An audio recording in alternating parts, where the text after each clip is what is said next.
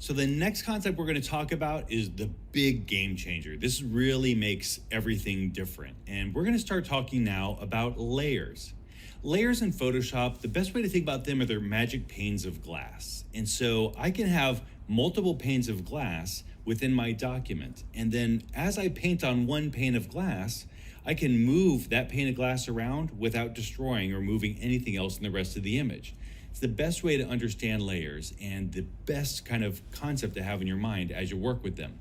Now, it's really important to remember that as you work with layers in Photoshop, there's sort of two different ways we're looking at them.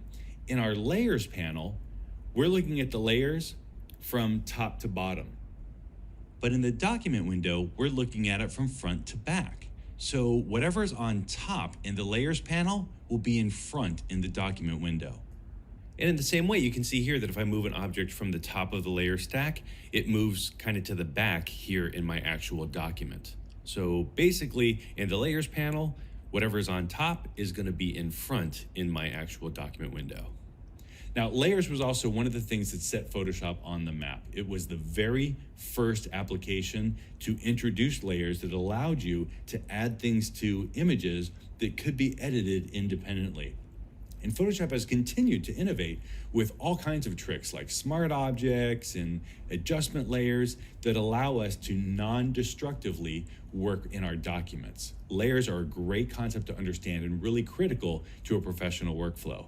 Let's take a look a little bit deeper at how we can use layers to help improve this image. So we're going to add a layer right now, and you do that by simply moving over here to the layers panel. And we're going to choose this option down here that looks like a little piece of paper with the corner turned up. That's sort of the universal icon in Photoshop for new, right? So we're going to make a new layer since we're in the layers panel. So I'm going to click on that, and you can see that it makes a new layer. The other way that you can make a new layer is that you can go to the layer menu and choose new layer. And you can see there's a shortcut for that with your OS. They will be a little bit different. It's Shift-Control-N on the PC and Shift-Command-N on the Mac. And when we click that, you can see that it brings up a dialog box where you can give the layer a name. We're not going to do that at this particular time because it's going to help me explain how to change the name in the next video or two. So we're going to just hit cancel if you follow along through that step. And we just want to have this one new layer called Layer 1. And we're going to work on starting to add some color to this image to look like a color photograph. Let's check it out in the next video.